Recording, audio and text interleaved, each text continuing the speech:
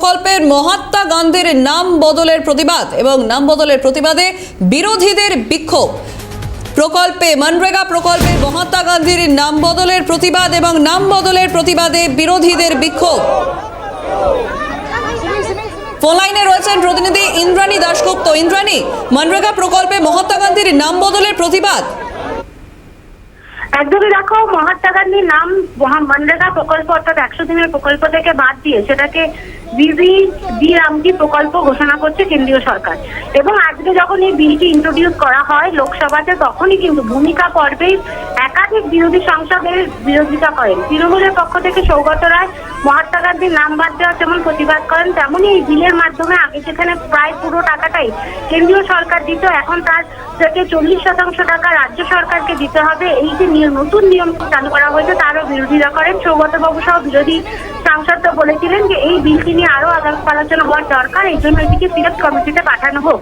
কিন্তু সরকার পক্ষ থেকে বলা হয় বিলটি নিয়ে এখনই আলোচনা হবে এবং বিলটি পাশ করানো হবে। এরই প্রতিবাদে বিরোধী সাংসদরা লোকসভার ভিতরে প্রথমে বিক্ষোভ দেখাতে থাকেন। তারপর লোকসভা বিরোধী বিক্ষোভে একজন হয়ে যাওয়ার পর সাংসদরা মহাত্মা গান্ধীর ছবি হাতে বাইরে বেরিয়ে আসেন এবং সোজা গান্ধী মূর্তির পদদেশ পর্যন্ত তারা মিছিল করেন। মখরদুয়ার থেকে গান্ধী মূর্তির পদদেশ পর্যন্ত মহাত্মা গান্ধীর ছবি হাতে তারা মিছিল করেন এবং এইভাবে যেভাবে মহাত্মা গান্ধীর নাম এই মনরেগা প্রকল্প থেকে বাদ দেওয়া হলো তার বিরোধিতায় সরব হন এবং এই বিল অবিলম্বে ফেরত নিতে হবে এই দাবিও কিন্তু বিরোধী সাংসদরা করেন। টিএমসি, কংগ্রেস, ডিএমকে, এসপি সমস্ত দলের সাংসদরা এই বিক্ষোভ মিছিলে অংশগ্রহণ করেন। বেশ, একেবারে ধন্যবাদ ইন্দ্রাণী। ফোন লাইনে ছিলেন প্রতিনিধি ইন্দ্রাণী দাশগুপ্ত। আমরা একটু শুনি যে এই বিক্ষোভ চলছে ইতিমধ্যেই নাম বদলের প্রতিবাদে বিরোধীদের বিক্ষোভ।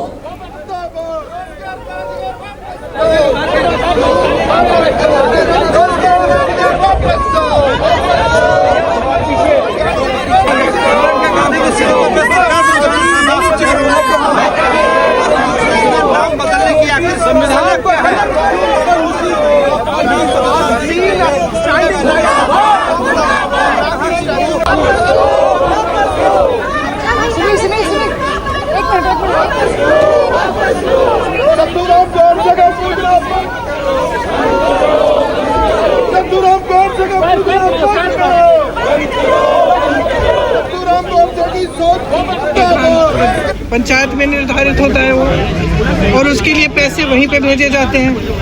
अब क्या होगा कि ये केंद्र में निर्धारित होगा।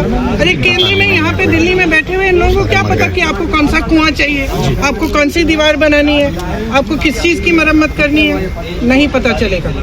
और इससे क्या होगा कि जो अधिकार आपने पंचायतों को दिया था, पंचायती राज द्वारा जो 73वां जो कानून था, संशोधन था, उसके तहत जो आपने अधिकार दिया था वो भी खत्म हो जाएगा।